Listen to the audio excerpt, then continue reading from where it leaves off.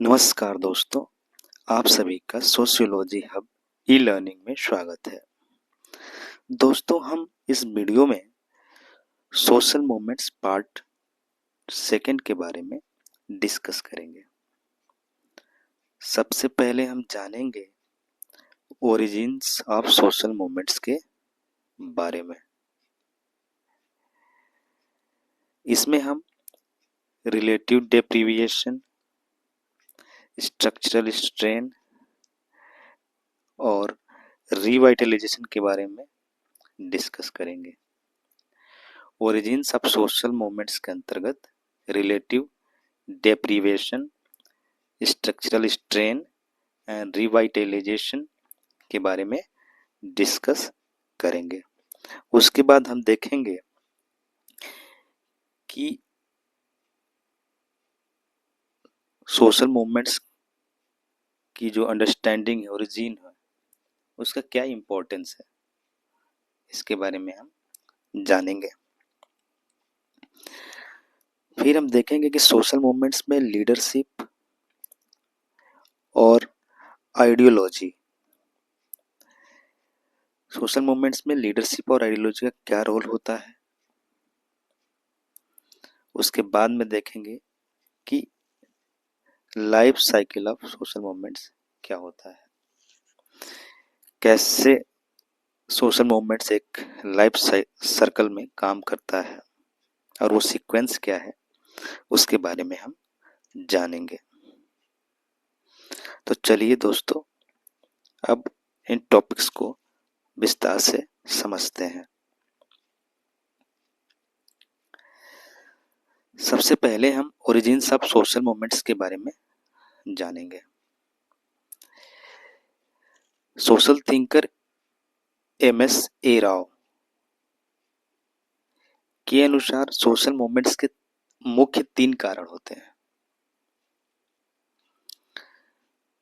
जो social thinker है MS ए राव, उनके अनुसार सोशल मूवमेंट्स के 3 मेन फैक्टर्स होते हैं। पहला है रिलेटिव डेप्रिवेशन, सेकेंड है स्ट्रक्चरल स्ट्रेन एंड थर्ड है रिवाइटलाइजेशन। सबसे पहले हम रिलेटिव डेप्रिवेशन के बारे में समझेंगे। जैसे कि आप नाम से ही समझ पा रहे हैं कि ये क्या है, रिलेटिव है, रिलेटिव इन नेचर है। ठीक है, यह एक ह्यूमन परसेप्शन की बात करता है। जो रिलेटिव डेप्रिवेशन है, जो फैक्टर है सोशल मूवमेंट्स के लिए, यह एक ह्यूमन परसेप्शन की बात करता है, जिसमें समाज की कुछ कम्युनिटी के लोगों को लगता है कि उनको किसी दूसरे समुदाय की अपेक्षा कम अवसर या सम्मान मिलता है। रिलेटिव डेप्रिवेशन जो फैक्टर है सोशल मूवमेंट्स के लिए, इसमें क्या होता है कि यह एक ह्यूमन परसेप्शन की बात करता है, जिसमें समाज में कुछ कम्युनिटी के लोगों को लगता है कि किसी दूसरे समुदाय के लोगों की अपेक्षा उनको कम अवसर या सम्मान मिलता है और किसी को ज्यादा मिलता है। इसको हम अगर एग्जाम्पल से समझें तो आप रिजर्वेशन का एग्जाम्पल ले सकते हैं। एसी एसटी जैसे बैकवर्ड क्लास लोगों को डिफरेंट फील्ड्स में रिजर्वेशन मिलता है इंडिया में। तो एसी और एसटी समुदाय के लोग सोचते हैं कि समाज में उनका स्तर क्या है, नीचा है, नीचे है, और उनके लिए यह चीज क्या है, सही है। एक अफर्मेटिव अप्रोच है उनको सोसाइटी में ऊपर ले जाने का। तो वही दूसरी तरफ अपर कास्ट के लोगों को लगता है कि उनके साथ ये ज्यादती है, उनको सोसाइटी में समान अवसर नहीं मिलता है। ठीक है, तो ऐसे फैक्टर्स को हम रिलेटिव डेप्रिविएशन कहते हैं और ये कहीं ना कहीं सोशल मूवमेंट्स का एक कारण बनते हैं। ठीक है, ऐसे फैक्टर, तो ऐसे फैक्टर्स को हम रिलेटिव डेप्रिवेशन कहते हैं। नेक्स्ट हम बात करेंगे स्ट्रक्चरल स्ट्रेन के बारे में। ठीक है, स्ट्रक्चरल स्ट्रेन जो है फैक्टर, ये आपकी माइक्रो लेवल सोसाइटी स्ट्रक्चर की बात करता है। ये माइनर लेवल की बात नहीं करता, जो माइक्रो लेवल सोसाइटी स्ट्रक्चर है उसकी बात करता है। जैसे कि पॉवर्टी होगी, लेक ऑफ एजुकेशनल एक्सेस हो गया, और इनइक्वालिटीज की बात करता है। ठीक है, तो जो स्ट्रक्चरल स्ट्रेन जो फैक्टर है, ये माइक्रो लेवल सोशल स्ट्रक्चर की बात करता है, जो सोसाइटी में प्रेशर क्रिएट करते हैं और अपॉर्चुनिटी को क्या करते हैं, लिमिट करते हैं। तो स्ट्रक्चरल स्ट्रेन जो फैक्टर है वो माइक्रो लेवल, एक तो मैक्रो लेवल सोशल स्ट्रक्चर की बात करता है। ठीक है, और जो सोसाइटी में प्रेशर क्रिएट करता है और जो अपॉर्चुनिटीज हैं उनको क्या करता है, लिमिट करता है, और जिसकी वजह से समाज में सोशल मूवमेंट्स होते हैं। अब हम एग्जाम्पल से इसको समझते हैं। एग्जाम्पल के अगर तौर पे देखें तो पॉवर्टी है, लेक ऑफ एजुकेशनल एक्सेस है, और क्या है, डिस्क्रिमिनेशन है सोसाइटी में, जो एक सोशल मूवमेंट्स के कारण बनते हैं। ठीक है, और डिटेल में जाके अगर समझने की कोशिश करते हैं तो मान लीजिए कि आपने देखा होगा कि इंडिया में, ठीक है, जो वुमेन्स है, ठीक है, उनका लेस डोमिनेंस है। ठीक है, उनका रोल क्या है, पैसिव रोल है हमारे सोसाइटी में। ठीक है, उनका जो डोमिनेंस है मेल के रिस्पेक्ट में क्या है, कम है। हमारे भारतीय कल्चर में, हमारे इंडियन कल्चर में मुख्यतः वुमेन्स को as a mother, housewife, sister generally treat किया जाता है। उनको घर के कामों के लिए ज्यादा बेहतर समझा जाता है, और इसी की वजह से उनको समाज में बहुत सारी जो रिस्पॉन्सिबिलिटीज हैं या और बहुत सारी जो चीजें हैं उनसे उनको वंचित रखा जाता है। जैसे कि एजुकेशन हो गया, वुमेन्स को एजुकेशन से वंचित रखा जा सकता है। अर्निंग ए लिवलीहुड, आपके जीवन यापन के लिए जॉब करे वुमन, उससे भी उसको मनाही की जा सकती है। ठीक है, बिकॉज कि हमारा जो सोसाइटी है वो एक मेल डोमिनेंट सोसाइटी है। तो ऐसे जो फैक्टर्स होते हैं उनको हम स्ट्रक्चरल स्ट्रेन बोलते हैं, और ये भी सोशल मूवमेंट्स के लिए एक बहुत ही महत्वपूर्ण क्या है, फैक्टर है। जो लास्ट फैक्टर है वो है रिवाइटलाइजेशन। इसके बारे में हम डिस्कस करेंगे, रिवाइटलाइजेशन। ठीक है, सोसाइटी में क्या होता है, कुछ ग्रुप या ऑर्गेनाइजेशन होते हैं। ठीक है, रिवाइटलाइजेशन जो फैक्टर है ये किसी ग्रुप और या ऑर्गेनाइजेशन की बात करता है।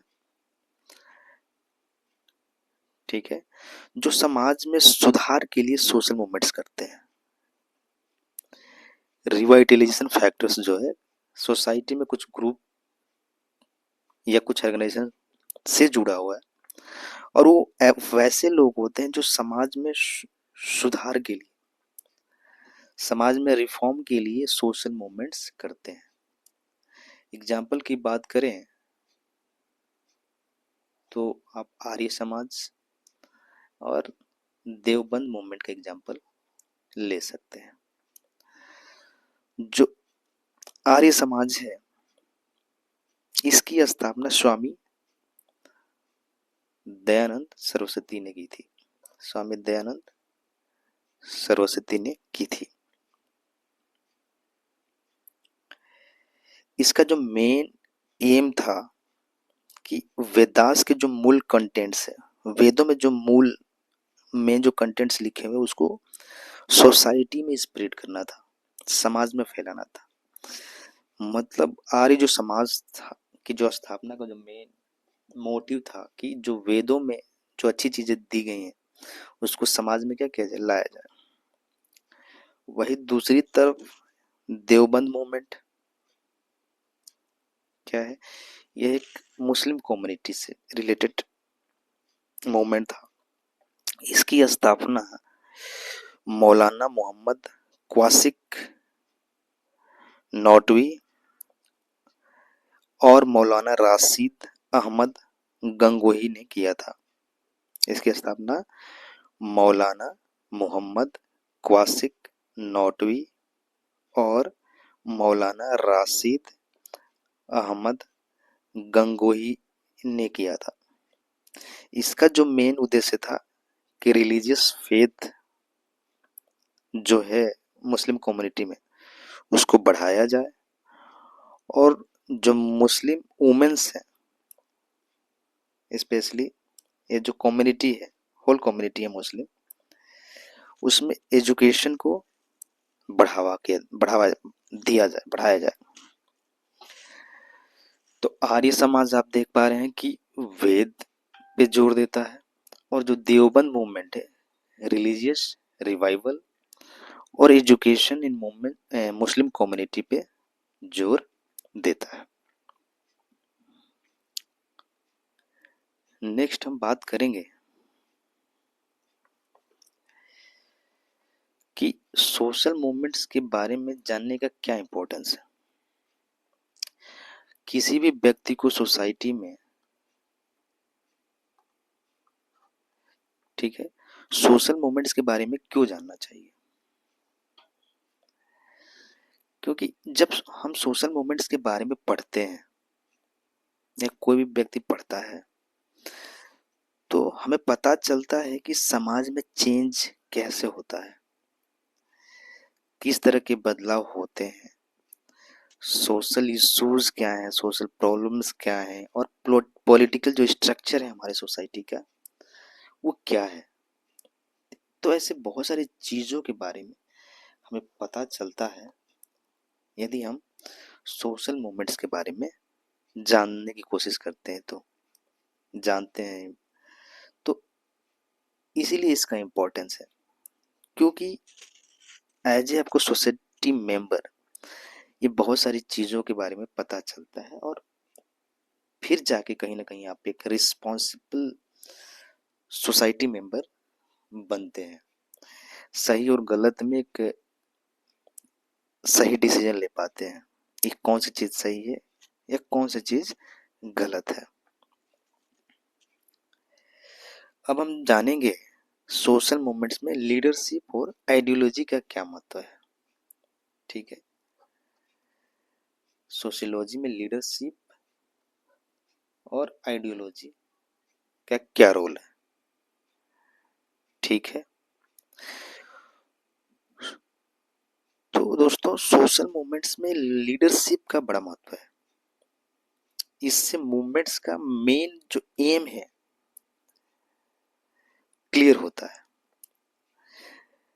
तो सोशल मूवमेंट्स में अगर कोई लीडर है तो वो क्या करता है, जो मेन एम है उस मूवमेंट का वो उसको क्लियर करता है और वो लोगों को बताता है कि जो इस मूवमेंट है उसका मेन रीजन क्या है। ठीक है, तो लीडर्स जो होते हैं मूवमेंट्स को गाइड करते हैं और एक शेप देते हैं और जो पूरा जो ग्रुप होता है ना सोशल मूवमेंट्स के लिए उसको एक यूनिटी में बांध के रखता है, एक साथ बांध के रखता है, बिखरने नहीं देता है। तो ये एक लीडरशिप का रोल होता है सोशल मूवमेंट्स में। दूसरी तरफ आइडियोलॉजी की बात करें तो आइडियोलॉजी जो है मूवमेंट्स के सिचुएशन और एक्शन को समझने में हेल्प करता है।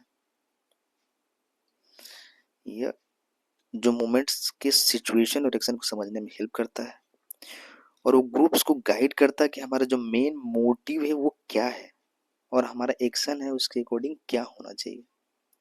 ठीक है, ये एक, आप बोल सकते हैं कि एक विचारधारा को क्रिएट करता है, एक स्टैंडर्ड को फिक्स करता है आइडियोलॉजी, जिसमें उस मूवमेंट्स के जितने भी उस ग्रुप में लोग होते हैं उनको क्या करता है, उस मूवमेंट्स में फॉलो करना होता है। ठीक है, अगर एग्जाम्पल की हम बात करें तो क्या है, चिपको मूवमेंट के बारे में आपने सुना होगा। ठीक है, तो इसका जो मेन मोटिव है, मतलब था, और अभी भी बोल सकते हैं, जो मेन मोटिव है उसका क्या था कि जो ट्रीज है उनकी जो कटाई होती है उन पे हमें क्या करना है, रोक लगाना है। पेड़ों के जो कटने की जो सीमाएं बढ़ रही हैं उस पर रोक लगाना है। तो एक ये एम समझ में आता है कि हाँ, इसका जो मूवमेंट है क्या है, मैंने हमें पेड़ों का क्या करना है, बचाव करना है, इनकी संख्या को क्या करना है, बढ़ाना है। और ये जो मूवमेंट हुआ था घरवाल रीजन हुआ था उत्तर प्रदेश में, तो इसके जो लीडर थे वो क्या थे, सुंदरलाल बहुगुणा थे, सुंदरलाल बहुगुणा। ठीक है, तो इसीलिए एक लीडर का और एक आइडियोलॉजी का सोशल मूवमेंट्स में होना जरूरी होता है, कि जो पहले बताया कि हाँ भैया हमारा जो मेन मोटिव है वो क्या है, हमें काम कैसे करना है, और हमारी जो लिमिट है वो क्या है, वो हमें पता होना चाहिए। लास्ट में हम डिस्कस करेंगे लाइफ ऑफ सोशल मूवमेंट्स के बारे में। ठीक है,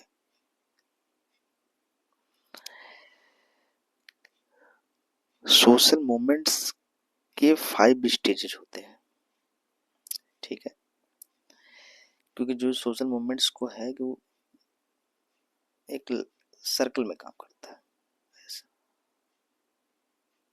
ठीक है, अगर यहाँ से शुरू हुआ है तो पूरी प्रक्रिया करते हुए वो एक बार फिर एंड पे आएगा। ऐसा नहीं है कि कोई मोमेंट चला तो चलते ही रहेगा, एक समय आएगा जब वो खत्म होगा। अब खत्म कब होगा, जब वो सोशल मूवमेंट्स के जो मोटिव है पूरी होंगी। ठीक है, तो जो पहला स्टेज है ये सोशल अनरेस्ट यानी कि प्रॉब्लम्स की बात करता है। ठीक है, ये आइडेंटिफाई करता है कि हाँ सोसाइटी में क्या है, सोशल प्रॉब्लम्स हैं। ठीक है, और वो सोशल प्रॉब्लम क्या है ये उसकी बात करता है। तो ये पहला स्टेज। जो सेकेंड स्टेज है वो कलेक्टिव एक्साइटमेंट या कॉमन प्रॉब्लम की बात करता है। पहला तो हो गया कि एक सोसाइटी सोशल प्रॉब्लम है, उसके बाद बहुत सारे लोगों को लगता है कि अरे यार ये तो सबके लिए सेम ही प्रॉब्लम है, ये तो कॉमन प्रॉब्लम है, सबको हो रही है। तो ये उसकी वजह से क्या होता है, लोग ग्रुप में आते हैं, क्योंकि ये प्रॉब्लम क्या हो जाती है, सबकी होती है, कॉमन होते जाती है। तो क्या होता है, इसमें लोगों में एक्साइटमेंट आती है और कॉमन प्रॉब्लम है वो समझ में आने लगती है सोसाइटी में लोगों को। ठीक है, अब जब लोगों को कॉमन प्रॉब्लम समझ में आने लगती है कि भाई ये तो कॉमन प्रॉब्लम सबके लिए, तो फिर मूवमेंट क्या होने लगता है, फॉर्मलाइजेशन होने लगता है। ठीक है, मूवमेंट रेडी हो जाता है भैया कि हाँ समाज में इस तरह की प्रॉब्लम हो रही है, और वो उसके लिए क्या करते हैं, सोशल मूवमेंट्स करते हैं अगेंस्ट जो भी अथॉरिटी है जो उसके लिए रिस्पॉन्सिबल है। ठीक है, उसके बाद क्या होता है कि उसको सोसाइटी में एक्सेप्ट किया जाता है। ठीक है, और जब सोसाइटी में एक्सेप्ट किया जाता है तो उसके बाद सोशल मूवमेंट्स क्या हो जाता है, इंड हो जाता है। तो सबसे पहले आपने देखा कि सोशल प्रॉब्लम्स को पहले आइडेंटिफाई किया जाता है, फिर लोगों को एक्साइटमेंट होता है, उनको पता चलता है कि ये तो कॉमन प्रॉब्लम है। फिर जब लोगों को लगने लगता है कि कॉमन प्रॉब्लम है तो लोग फॉर्मलाइजेशन करने लगते हैं मूवमेंट का, मूवमेंट रेडी होने लगता है।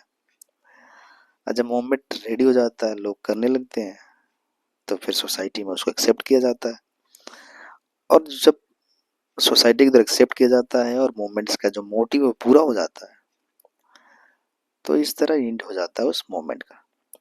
तो आप देख पा रहे हैं कि जहां से शुरू होता है मोमेंट, फिर आके वहीं पे खत्म हो जाता है, मतलब स्टार्टिंग भी है इसका और एंड पॉइंट भी है। ठीक है, इस तरह ये एक सर्कल में काम करता है। तो दोस्तों, सोशल मूवमेंट्स पूरी तरह से कंप्लीट हो चुका है। आशा करता हूँ कि आपको सोशल मूवमेंट्स के पार्ट 1 एंड पार्ट 2 दोनों वीडियो पसंद आई होगी। तो दोस्तों, अगर वीडियो पसंद आ रही है तो प्लीज़ लाइक कर दीजिए, शेयर कर दीजिए इस वीडियो को, और चैनल को सब्सक्राइब मत करना भूलिएगा, ताकि मैं आप लोगों के लिए और बहुत सारी सोशियोलॉजी से रिलेटेड वीडियोस बनाते रहूं। थैंक यू दोस्तों।